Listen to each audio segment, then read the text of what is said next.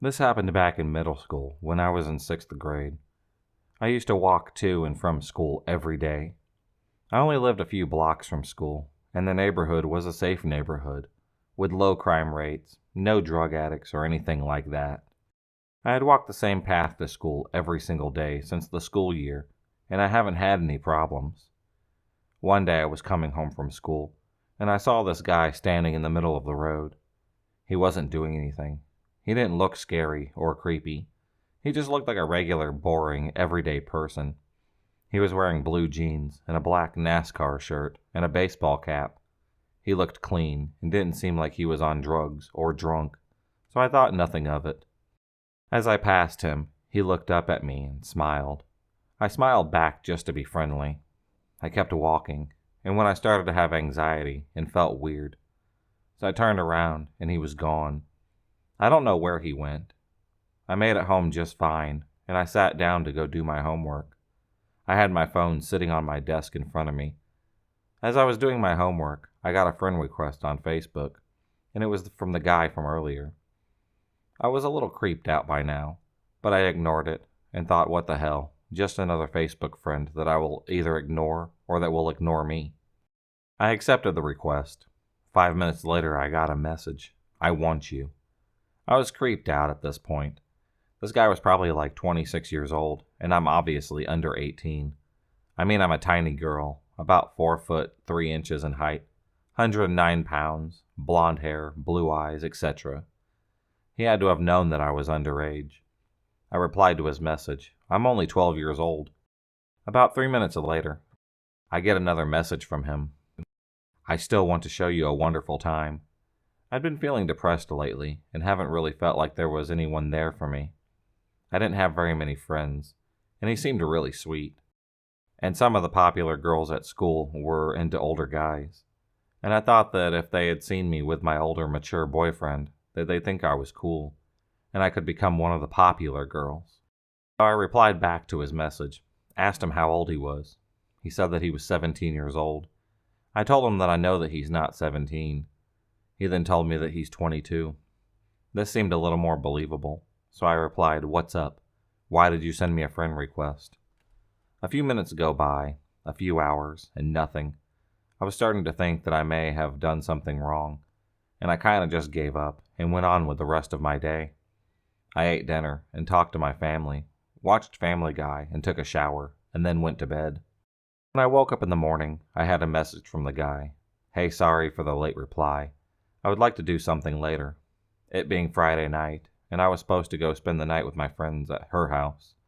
I figured that my friend and I could sneak out and go hang out with this guy. I asked the guy his name, and he said that his name was John. "Okay, thank you. My friend and I can meet you later in the trail area I used to walk to school every morning. If this was okay with you," I said. "No, your friend isn't invited. I want it to only be you and I." I talked to my friend, and she was cool with it. So I told John that I would meet him out there around 10 p.m. after my friend Kira's parents have gone to bed. Kira and I planned a cute outfit, and I did my makeup and all of that stuff. I really wish I would have known what I was getting myself into. Both my friend and I were too naive to see anything wrong with a 12-year-old meeting up with a 20-something-year-old grown man at 10 p.m. I was completely and utterly aware of the concept of pedophiles, or anything like that. I arrived out at the spot to meet John. I didn't see him anywhere. I called softly for John, and then John comes up from my side, says hello. We talk for a little bit, and then John says that his car is just over there, and that we should go to a motel, and then we can be more comfortable.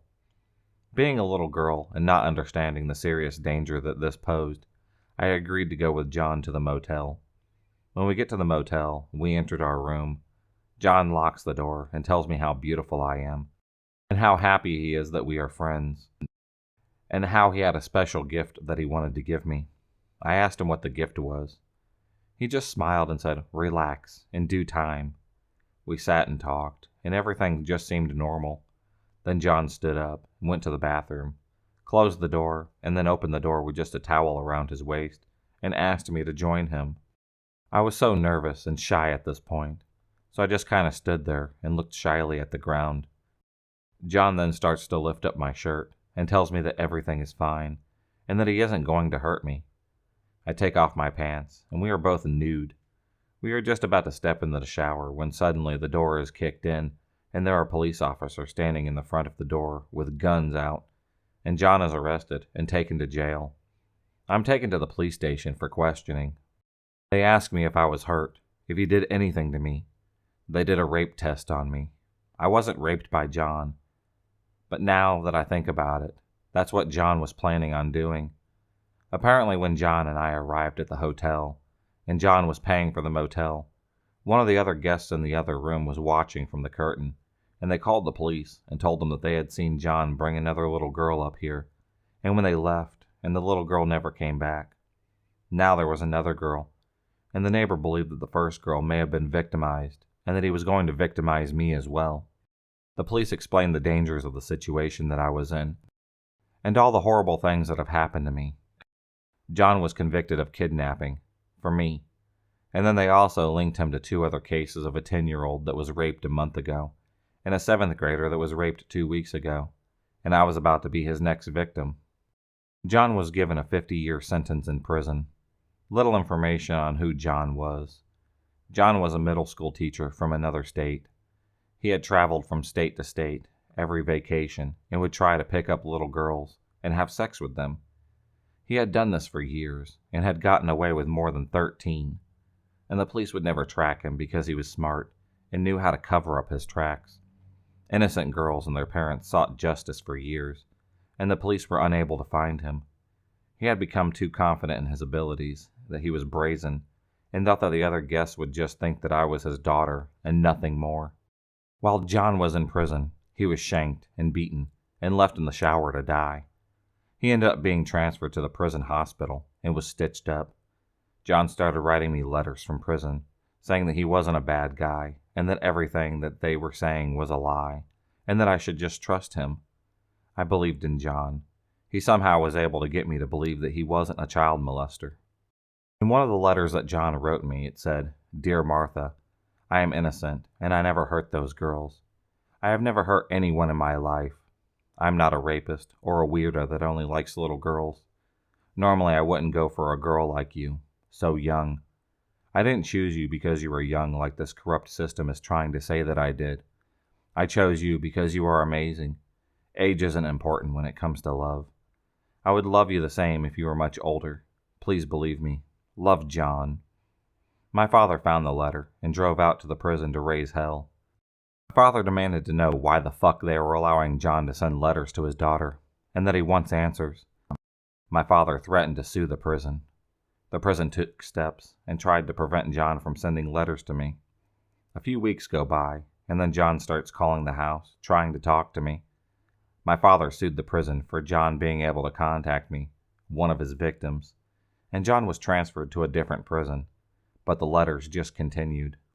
As time went on, the letters became more and more bizarre and downright disgusting and terrifying. My father would read them and put them in a box. I later snuck into my father's room and found the box of letters. There were more than 50 letters from John.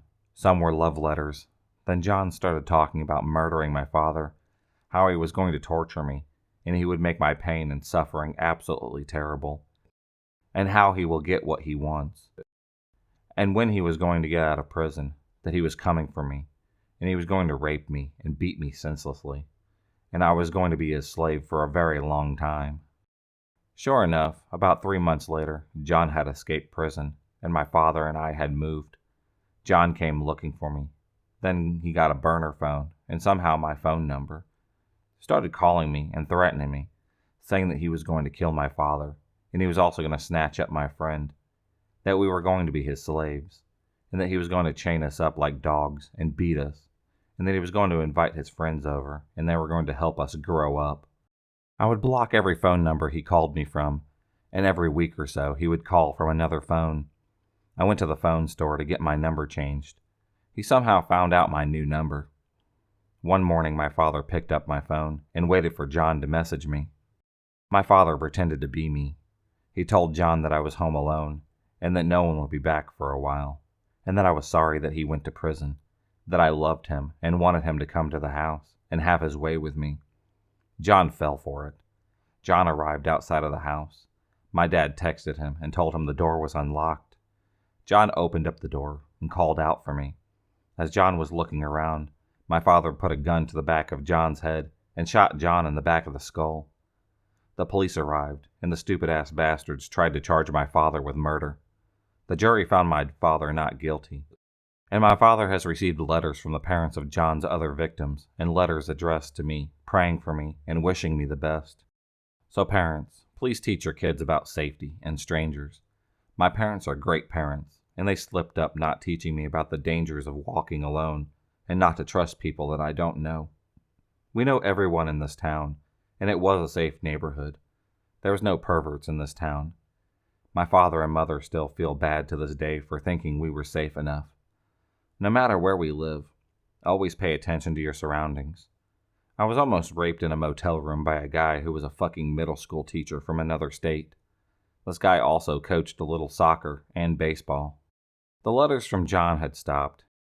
My story was taken and written about me by someone online on a blog, and that blog about me blames me and says that John was a good wholesome man, and that I was a succubus little whore, and that I should burn in hell. The blog said that I tempted John, and he fell victim to the temptation of the devil's whore. I started receiving messages from other girls online from around the United States telling me that I was a lying whore, and that I made it up. I got death threats from multiple accounts, and even started having random pictures of guys' penises sent to me. This went on for months. I had a mental breakdown, and had to be Baker-acted for cutting myself.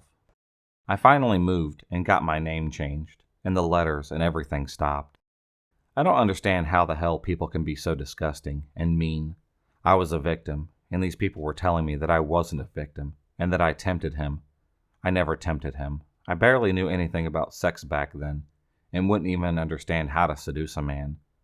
Hell, I'm 20 years old now, and still get awkward looks from men when I try to be seductive. I hope that these people get some help, because they have to be a special kind of fucked up and crazy to blame the victim for why John went to prison. John even had fans. Some of them were his male students from the school that he worked at.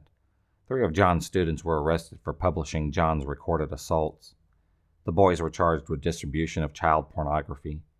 Some of John's other students started emailing me and writing me on social media sites and threatening to kill me, rape me, and kill my family, kill my friends, kidnap me, stuff like that. The FBI had to get involved in order to try and put an end to the harassment, slander, and bullying from people online. I just started college, and I've been approached by women's rights groups that have been offered to help me to put an end to all of the harassment. I've been approached by more militant, man-hating feminists that I want to take up the mantle of feminism and become a voice for women with no voice. This is a hard one, because while I believe and understand the message, I disagree with a lot of the things that the feminist groups say about men. They believe that all men are rapists, and that men don't love women, and any man that says he does is a liar, and is only saying it to make women slaves. They believe marriage between a man and a woman is slavery, because they think that the system favors men. I haven't spoken out about my ordeal, and I don't hate men. I don't think all men are disgusting pigs that just want to beat and rape women. I have met some sweet and caring men, tough and gentle men, aggressive but harmless men. I've met men that are violent towards other men, yet they would never harm a woman or a child. I understand the approach of some of these groups that they are trying to take, and the message that they are trying to spread, but also some of their messages make other women not to want to be associated with them, and makes men resent them and hate them in return. I'm trying to educate these violent, hateful women about the error in their logic, and in return they have bombed my office, and have even busted out my windows in my car. I continue to work with several groups that deal with special victims cases and domestic violence cases. Some of the women from the angry group of feminists have read my book and changed most of the beliefs that make no sense. But the other women aren't buying my message and think that I am another woman brainwashed by the system that hates women. These women are something else. I'm lucky that I don't have anything happen to me in the motel room. But some girls and women aren't so lucky. Some never make it out alive. I believe that law enforcement and our justice system does it all, and does all that it can for special victims. But I also think that we could do so much more, such as getting rid of entertainment that enables bad behavior, and also entertainment that normalizes rape, such as many porn sites and the porn industry, making millions off of fictionalized incest and rape. For those who watch those videos, they could become inspired to also commit it, or it could poison the minds of young boys who sneak porn when their parents aren't looking. The porn industry makes a niche for just about anything that you can think of, no matter how disgusting it may be. And yet the porn industry takes none of the blame for anything, even when they're found to be responsible. I am working with some White House members to change some of the laws regarding pornography and trying to educate people on why certain types of niches shouldn't be explored or allowed to be broadcasted because they are damaging to the mind. I don't believe that porn itself is degrading to women, but I do feel that fictionalized rape fantasy videos can cause serious problems for young men under the age of 18 who watch these videos. Many of these sites allow anyone at any time to access the website and don't even ask for age verification. So, John, you tried to ruin my life. My father served you justice and put an end to you. Your supporters have harassed me for years, and I'm still strong. I've pissed off other women's rights groups because they feel that my views are misinformed and a step backwards for women's rights. John, in a sick way, I want to thank you for inspiring me to become the person that I am today. I've helped so many people and met so many lovely people. I continue to dedicate myself to fighting for the things that I feel are necessary, and I will never stop until people like you get the help that they need, and the world stops blaming the victims of these crimes. This story didn't happen to me. It happened to my mother. I was just scrolling around on another spooky reader's channel when I happened to have seen a video called Creepy College Stalker Stories. That title immediately caused me to remember something that my mom once told me. I was a lot younger at the time, about 12 to 13, so I didn't think of it much. My mother was not 55 years old, and I'm currently 17. Now that I come to think about it, her story is a lot creepier than I first thought. I recall what caused her to start talking about this event. Let me start off by saying, at the time of this story, my mother was going to college at Texas Tech. She was getting a law degree. I forgot which year she was in. One night my mom was walking back from her tennis team's practice, thinking that she was all alone. There was no one on the streets, and the street lights were on. At one point she started to feel suddenly uneasy, and decided to take a glance behind herself. What she saw made her become very wary. A tall, large man was walking behind her a few meters away. I recall her mentioning that it wasn't strange to see another young adult walking around at night, but this person didn't seem very young. Judging by this man's build, she estimated that he was around 30 to 50 years old. It definitely was not a college professor, since most of them aren't out at this time of night, and are much shorter than this man was. Just to double check that this was just a normal pedestrian and not a creeper, my mom decided to pick up the pace. She was now speed walking down the street. A loud sound of shoes hitting the ground behind caused her to turn around and see the tall man was now sprinting towards her. Noping the fuck out of there, my mom had booked it. Due to her being very athletic, she managed to stay a good 5 to 7 meters ahead of this guy. He too was quite fast, taking a sharp turn around the corners and running into her apartment building. Her apartment happened to be on the ground floor. She quickly unlocked the door, ran inside, and locked it. My mom didn't turn on the light so that the man would think that there was no one in there. Next to the door, there were 2 large windows with see-through curtains. Peeking through the window, she saw the man approaching her apartment. Thinking quickly, my mom purposely fell on the floor and shuffled next to the wall, laying there so in case he were to look in, he couldn't see her. Yep, that's exactly what he did. Apparently his shadow could be seen through the curtains as he leered in. The guy stayed there for what seemed like 20 to 30 minutes before backing away. A note was slipped under her door, and then he was gone. My mom didn't get up until she knew for a fact that he was indeed gone. Getting up and looking around, she double-checked to make sure that the man was gone. He was definitely gone. Feeling relieved that the guy had left, my mother decided to see what was on paper. A piece of paper was blank, with a few words written largely in the middle. The note read, A hard man is good to find. Apparently the creep had revered an old saying, good man is hard to find. To that, yeah. My mom went to the police the next day and filed a report. They took her statement and the note and said they'd keep an eye out. I don't recall if she said that they caught the guy or not. The world may never know. For some reason, I'm the person that attracts weirdos. I am really cute, or so I've been told, and very nice to people. And I'm also awkward in an adorable type of way. Unfortunately, despite all these qualities, the crazies are always drawn to me. This story is more creepy than scary. I just want people to be aware of their surroundings and be careful judging a book by its cover. Actually, my day started off pretty normal. My normal weekend routine went according to plan. Only this day, I met a seemingly nice guy who really seemed to have everything going for himself. It was a Saturday afternoon, and I was jogging in the park in my neighborhood. As I came around the bend of the street that neared my house, there he stood, this absolutely gorgeous man. He looked like he had just stepped out of GQ magazine. Nice suit and tie. Dressed to the nines. He smiled and said hi to me, and then proceeded to tell me how cute I was, and asked me for my number. Honestly, I was shocked that such a hot guy would be interested in me. I was in my yoga tank and shorts, hair tied back, no makeup, sweaty from the jog, stuff like that. No alarm bells went off. Yet. Anyways, I gave him my number and got his, then went on my way. Within a few seconds of getting into my doorway, my phone went off. It was him texting me.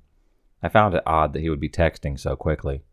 I brushed it off as nervous, maybe, and sent emojis back. I thought nothing else of it for the rest of the day. I turned my cell phone off and proceeded to take a nap. This is when another alarm should have gone off in my head, but I let it slide yet again. When I turned on my cell phone after I woke up, there were countless text messages, calls, and voice messages from the guy asking why I didn't answer. I found this very strange to be hounding someone you just met hours earlier, as if you two were already in a relationship. So I called him and told him if he didn't chill out, he should lose my number. He apologized and said that it would never happen again. He then proceeded to ask me out on a date.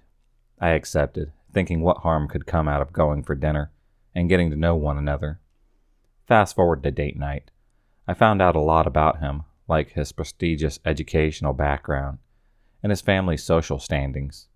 Let's just say they're a very prominent group of people. I was intrigued, and everything seemed to be going just fine. That is, until he started mumbling to himself at first. I thought it was just me overthinking things, but then he started to answer his own questions. I got pretty freaked out. While he continued to mumble to himself, I interjected. "Hey, is there anything you'd like to talk about?" He replied firmly, "No." Well, at this moment, I knew this would be our first and last date, and I suddenly understood why a handsome man from a well-to-do family was still single. It was clear that he has mental issues that need to be addressed by a mental health care professional. It was also clear to me that I would not be seeing him again for any more date. For some reason, I really can't pinpoint how, but it seemed clear to him as well. So we ate our dinner. The rest of the date went on in complete silence. We went our separate ways, or so I thought. A couple of weeks went by, and I was relieved that he hadn't contacted me, and I was thinking that it was very obvious that the first date was horrible and unnerving, and that we'd never see each other again. I mean, I wasn't ghosting, but there was really nothing further to discuss at this point. There wasn't going to be any more dates, or any more interaction for that matter. I was wrong. A couple of Saturdays later, I was on my usual jog path, and guess who else was there this time, in workout gear, smiling from ear to ear, running towards me. None other than Prince Charming himself. I was mortified. "Hey you," he exclaimed with excitement. "Oh, hi. How are you?" I answered uneasily. He replied, "Okay, just thinking about you, and our future together." I was at a loss for words at this point. Then it dawned on me that if I didn't make my point clear, that I wasn't interested in him, that this sort of thing will continue to go on, because he's not catching the non-communication hint. So I said, "Look, you're a nice guy, but I don't think that you're the guy for me. I wish you the best in life. Good luck." Well, he said he understood, and kept on with his run as I proceeded to head home. I truly thought that was the end of it. But after another week passed, he began sending me texts again, maniacally back to back, begging and pleading for another date, because he knew I was the one, and how his family wanted him to settle down and get married soon, and how he'd surely die without me. I didn't answer. I just blocked his number. Now I was just over the nonsense. The next week, my family went to our annual camping trip. This is when shit got real. He started calling me from random numbers, saying he knows where I am and that he's watching me. Initially, I just shrugged it off, but when he told me what state my family and I were camping in, I freaked out. Because I hadn't told him any of this. He proceeded to tell me how anything could happen to me or my family because of how powerful and connected his family was, and how they make people just disappear. I told him to just go fuck himself and leave me alone, but to no avail. The harassment continued off and on for another month. During that time, whenever I would leave the house to go to work, run errands, or just get out, I would notice that his car was parked across the street from my house, watching me. I never told him where I lived. We'd only been on one date, for God's sakes, and I was in a lot of distress, barely sleeping because of every little sound I would hear in the night. I would think that it was him trying to break into my house. I tried to remain vigilant and undaunted in his presence, because I didn't want him to think that I was afraid of him and his antics. He knew everything about me, things that we have never discussed, and continued to threaten bodily harm if he didn't get his way. I stayed steadfast, but finally decided to tell my best friend, who is in the military and works in law enforcement, about the ordeal just to get some insight on my legal options, and to see if I could get help. My best friend had asked for his name. I only remembered his first. I kind of forgot his last name. The stress of it all had taken a toll on me. So he traced him by his phone numbers, many of which were registered to him or his close family members. I don't know what my best friend did or had said, but I haven't had any more of these terrifying ordeals happen since. I'm grateful that he didn't follow through with his threats to harm me. I learned my lesson. Just because someone is drop dead gorgeous doesn't mean that they can't be batshit crazy. I had gone up to the shopping center that was about 30 minutes walk from my house. I'd taken the bus up there, but it only stops at the shopping center once an hour. While I would usually take the bus home from the shopping center near my house, the bus wasn't due for another 45 minutes. By the time I had done what I needed to do, and my 10-year-old brother was at home alone. My mom has no problem with me leaving my brother home alone for an hour or two, because he can take care of himself for that long. So I decided to walk back to my house, instead of waiting basically an hour for the bus. On the way home, I saw a man who was maybe 40 to 45 years old, walking in the opposite direction of me. I was walking south. He was walking north. As he turned the corner to walk towards me, I got the impression that he didn't look right. Probably because as he was walking, he was just staring at me. As he walked past me, I got a sinking feeling, like when you're on a plane and it starts to descend. As I continued to walk, I felt like someone was following me. So when I got to the bus stop, I made it look like I was checking the bus times, which gave me an excuse to turn around. And once I did, my heart started racing. This fucker had changed directions and turned 180 degrees to walk in the same direction as me. He was walking faster than he was before, and this freaked me the fuck out. I was close to the road that I could usually turn up to get to my street. I turned up the street and had walked about 25 meters up it when I heard crunching of a chip packet that I knew I had passed. He was still behind me. I decided that I'd cross the road to put more distance between us and to also get to the street that was across from me. From here, I could go a longer way home. This longer way home had a lot of corners, making following me a lot harder to do. This street also had a lot of teenagers who were home due to it being summer holidays. So if the guy tried anything, there was a lot of people who would likely hear me screaming. Now you may be wondering, why didn't you call the police?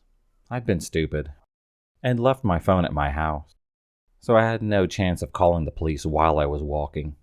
Even if I did have my phone, I probably wouldn't have called out of fear of provoking something. I'm about 172 centimeters and weigh about 64 kilograms.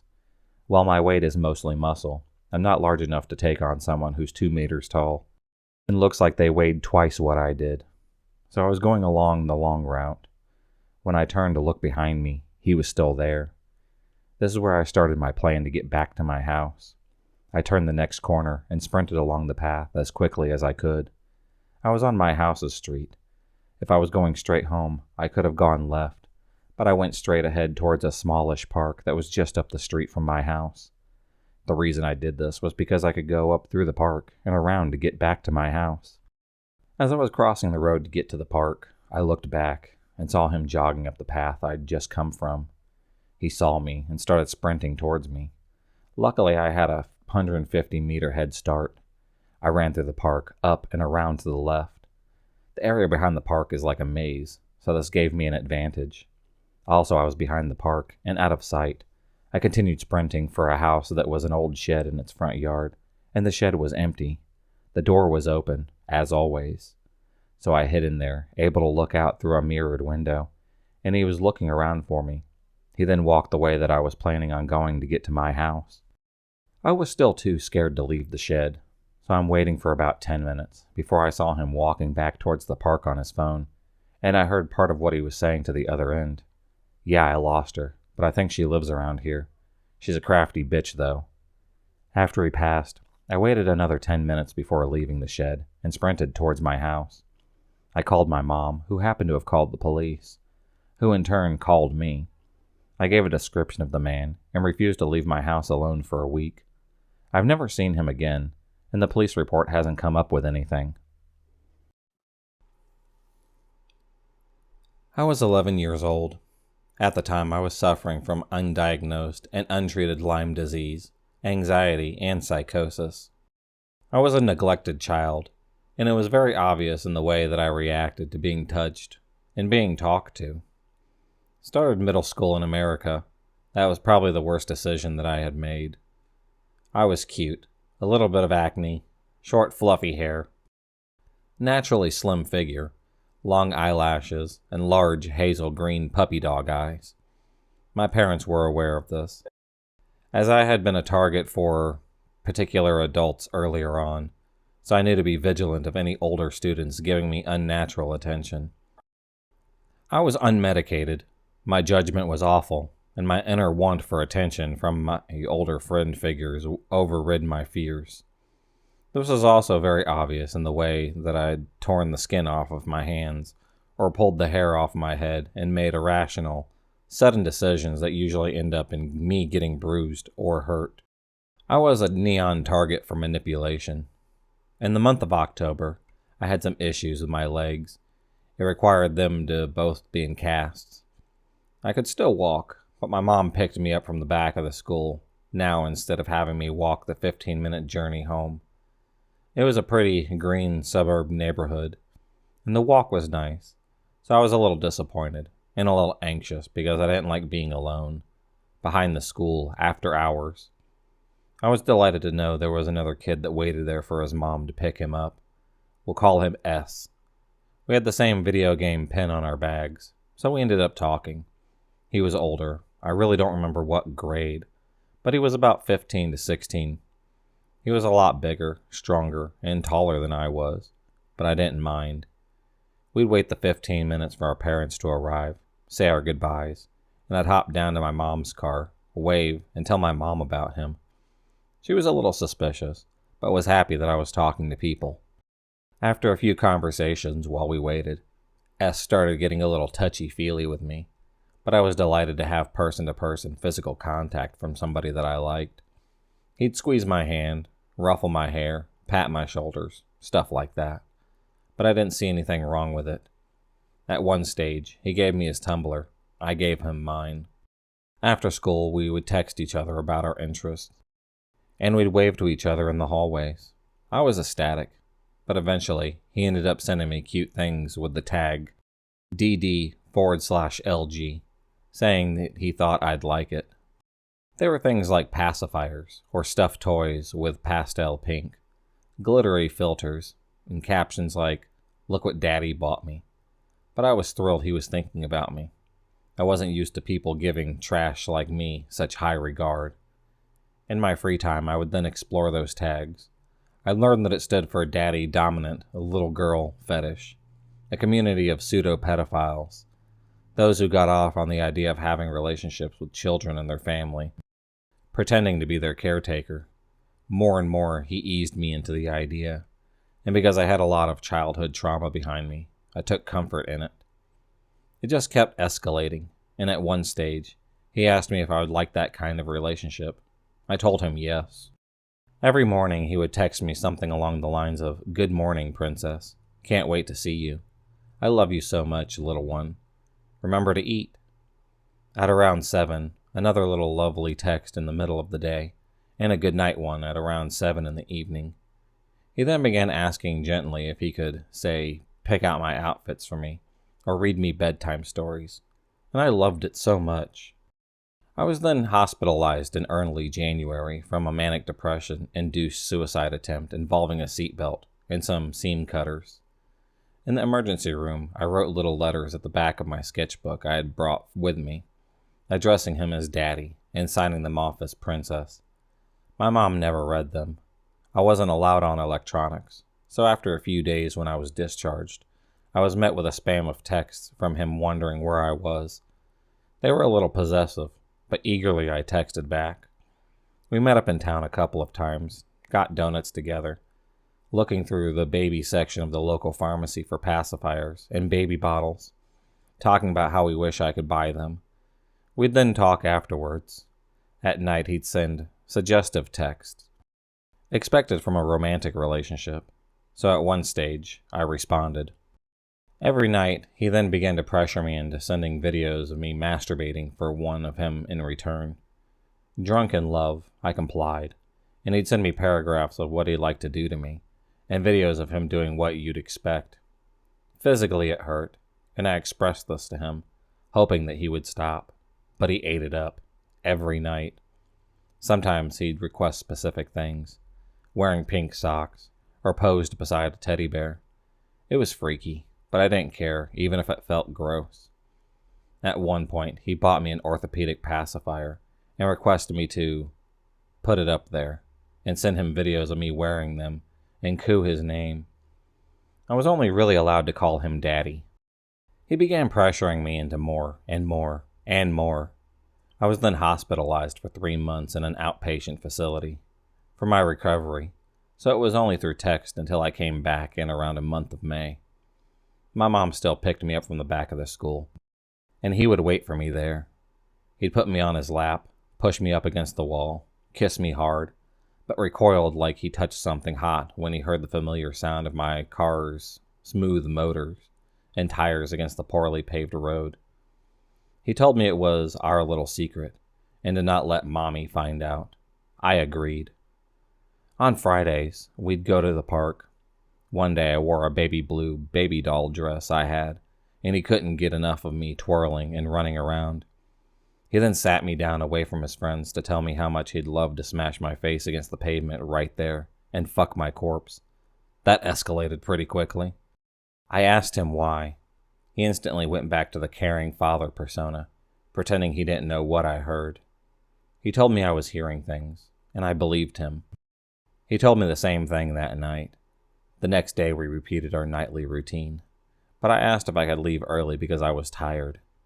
He then sent me paragraphs from his phone about how, if he didn't get what he wanted, he'd have to teach me a lesson and stretch me out himself to show what happened to good girls.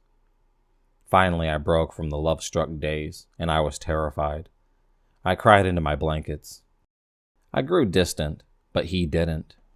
My mother found those texts after I left my laptop open on the couch. She reported S to the police.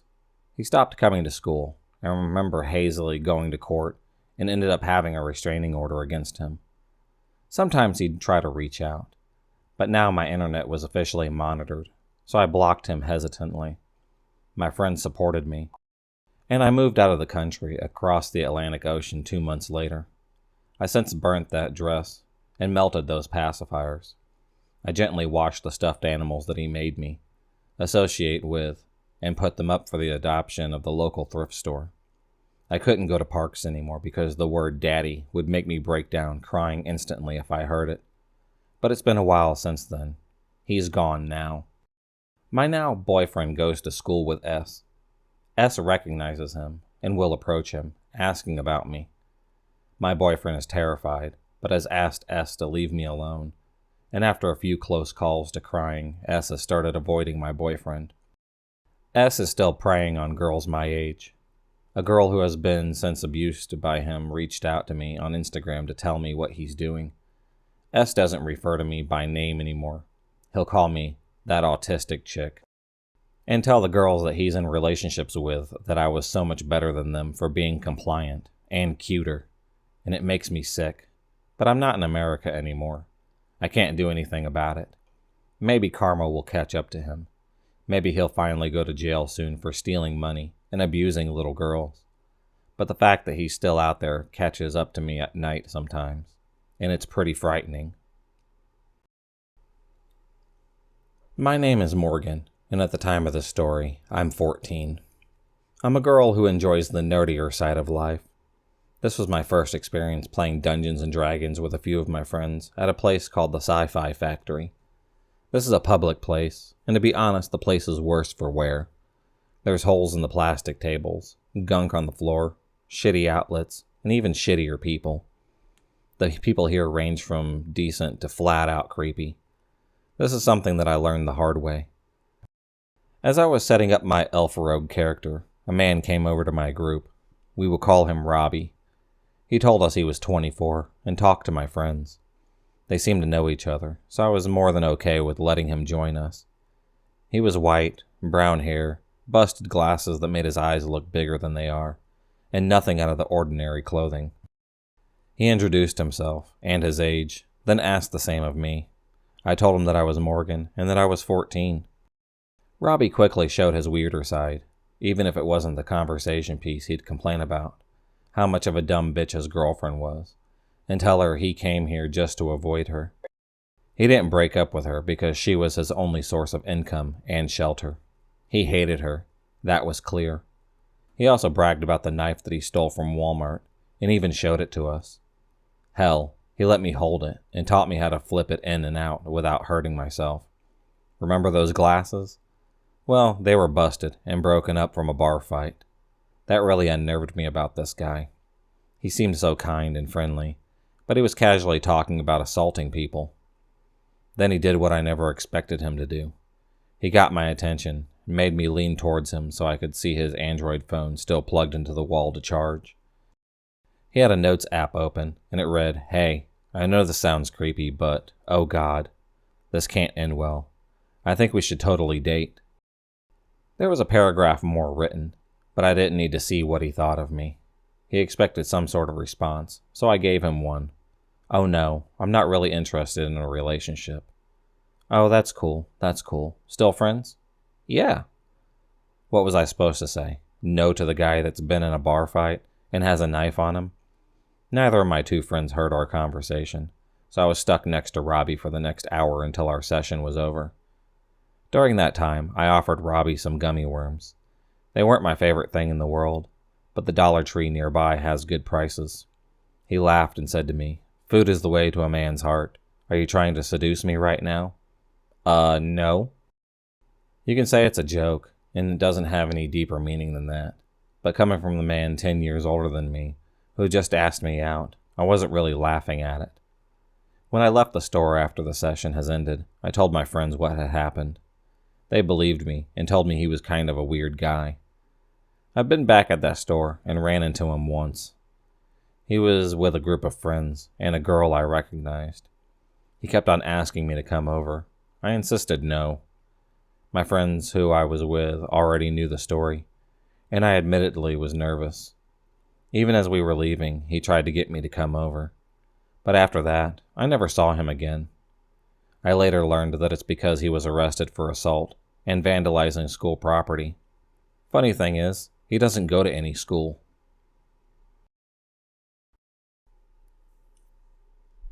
I'm a female, and this happened when I was around 12. First, some backstory. I've had this neighbor that lived a street down from me. For a couple of months, he lived with his dad because he couldn't afford his own place. No problem. Yet, until he started staring, peeking and looking in the windows of houses. The horrifying part is no one knew why. Probably let a look at naked women, but he's been caught many times. The police have been called on multiple occasions, and he's been arrested a handful of times for smaller problems. Well, while this was going on, rumors spread that he was lurking around the neighborhood, so parents became hesitant to let their kids play outside. Now, one day I met him face to face. I was walking home from my grandparents' house. They lived a short walking distance away from my younger brother, who was 10 years old. We walk and talk about how the day was going, while my mom drove home before us. We didn't want to drive in a car. We wanted to walk. So we're walking home. It was close to a 5-minute walk back to my house. Once we finally turn the corner to our small cul-de-sac, we see the man's car drive by. The whole neighborhood has been on watch for him. I whispered to my brother, "That's..." He says, "No way, really?" And him being the smart, invincible 10-year-old he was, yells, "Yo!" to this moving car with the windows down. Not thinking he really hurt us, I gave him a stern smack on the head and told him to just keep walking. Meanwhile, he turns his car around and starts to follow us. I finally notice in disbelief and scream, "Run!" We run to my mother's arms. She was waiting for us in a garage and not noticing what happened. The man does a loop in his car in the cul-de-sac and leaves going the way he came. He now knew where we lived. That night we all huddled, nervous that he was lurking around the home. He never came, as we knew of. 2 weeks later, he was arrested for showing his male parts to a woman in a Walmart. He was arrested for a year and is now back in the neighborhood, selling drugs. Many rumors have spread that he lured many underage girls to his house, but no one knows if that was true or not. So that's where I sit today, wondering, always wondering what happened to him, and always looking over my shoulder. If you enjoyed this video, please subscribe, like, and hit the bell for notifications on future videos, and become a stalker of the night. And I'll see you next time.